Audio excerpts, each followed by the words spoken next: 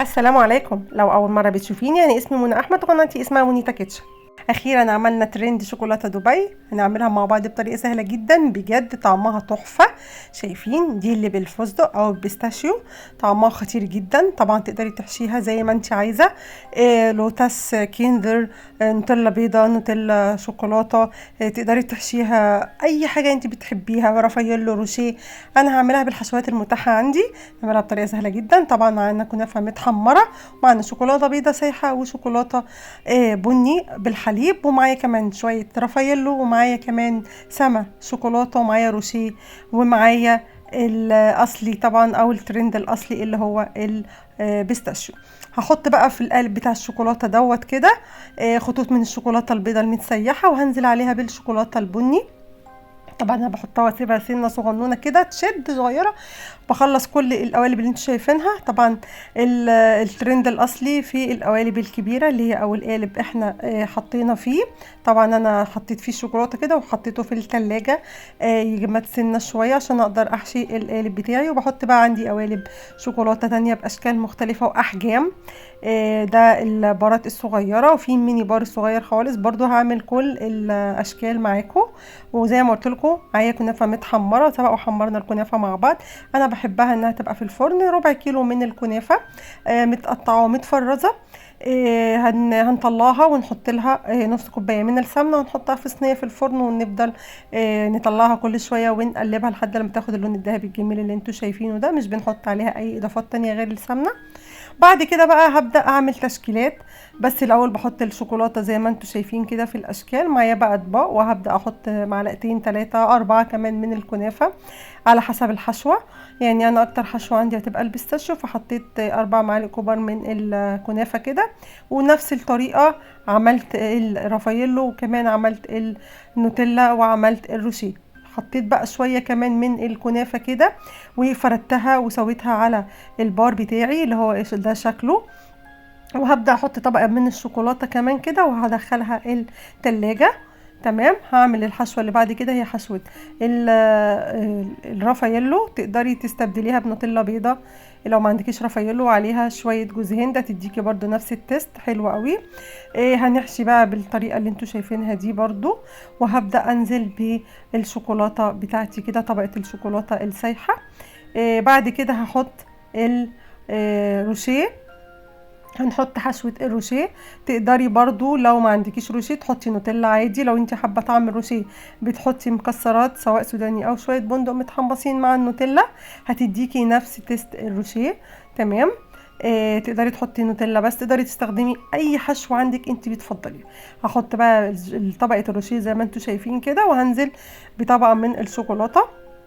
الشوكولاته عندي هنا انا مسيحاها في الميكروويف. تقدري حضرتك زي ما سيحناها قبل كده كذا مره على حمام مائي. بنخلي الشوكولاته بس اول ما تبدا نلاقي قطعه من الشوكولاته ساحت، ما بنكملش السيحان بتاع الشوكولاته بتاعتي، تديني تيست حلو ولمعه حلوه.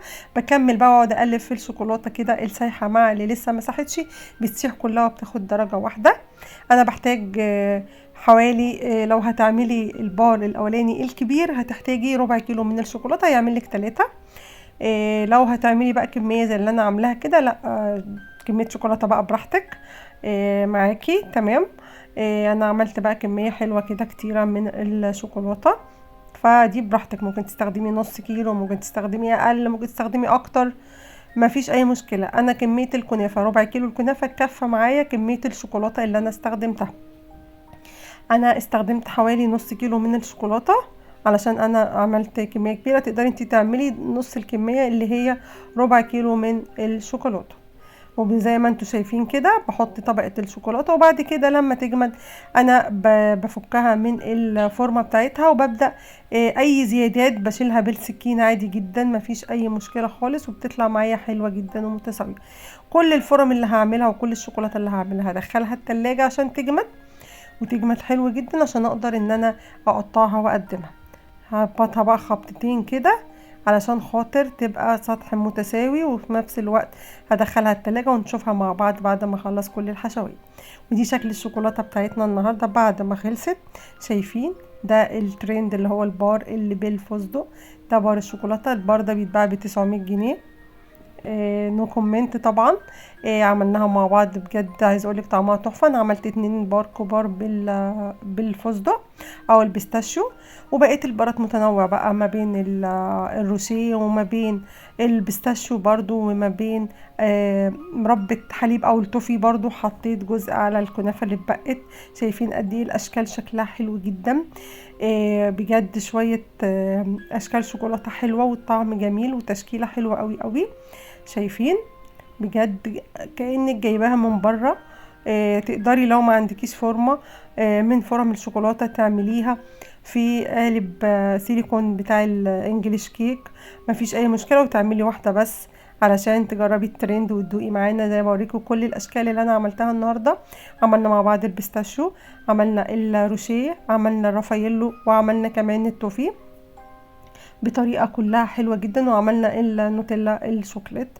شايفين بجد حلوة قوي. تقدري طبعا بقى تقدميها لضيوفك كمان لو ولادك بقى طبعا الصغنونة دي يا دوبك الواحدة بجد اكله. وفي بقى طبعا ميني صغنون قوي. شايفين دي بالظبط عاملة زي المربعات اللي بتيجي من بره.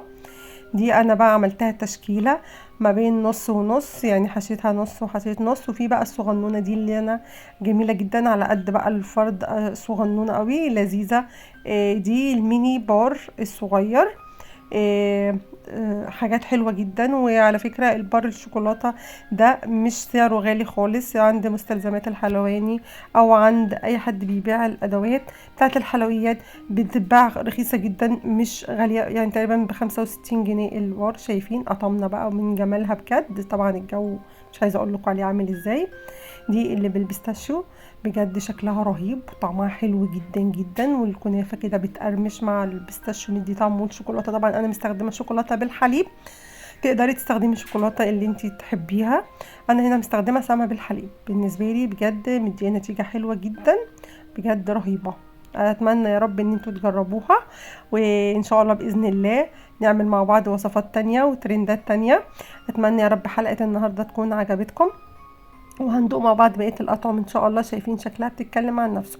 لو عجبك بقى الفيديو وعجبتك الحلقه النهارده ما تنسيش تعملي لايك وشير للفيديو.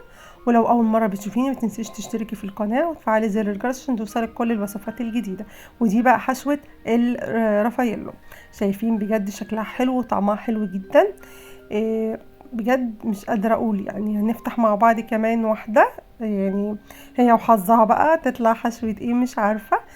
نقول بسم الله كده طلعت كده حشوة مربى الحليب. شايفين اللون الكنافة مع التوفي مدي لون حلو جدا بجد يا جماعة، وطعمها رهيب.